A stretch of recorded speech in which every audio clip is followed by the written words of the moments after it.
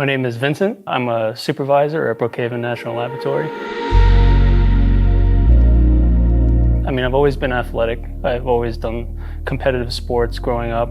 Big chunk of my childhood was a lot of gymnastics, soccer, basketball, and then martial arts.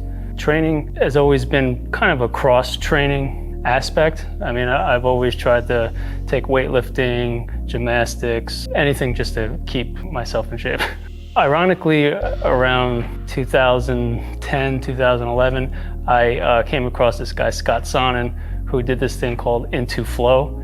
And it was kind of a movement pattern like Loco Motion. And it just drove my interest to find something really based in Long Island that could, further my training.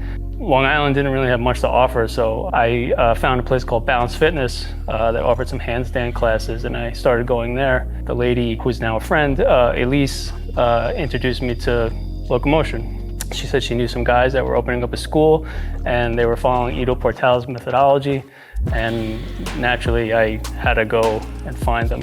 And I just showed up pretty much before they even had classes. They were kind of just finished painting the place, and they welcomed me in, and before I knew it, I was a student. With my martial arts experience, I've pretty much trained in a multitude of schools, I guess if you want to say, but from karate to kickboxing to kung fu. My approach now, looking back at my training, whether it was sports or martial arts, I guess I'm more focused now on the root movement of where it's coming from. I mean, you see forms in martial arts of people doing, whether it's a hard martial arts form or a soft, Qigong, Tai Chi form. It doesn't really broadcast the true nature of where the movement is coming from the root out. You look at these forms that people are doing, and it's very showy. It doesn't really show the true aspect of what it is, what it means.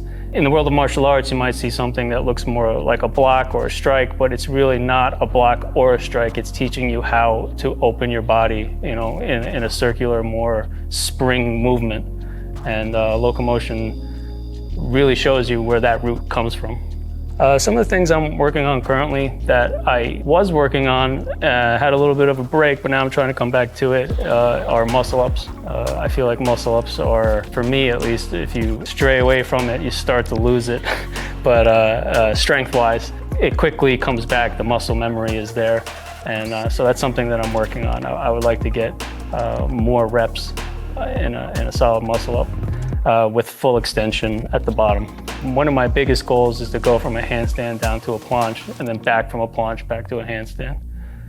At my age now, my goals have definitely changed from more to longevity, and I just want my body to be overall ready for whatever I'm doing.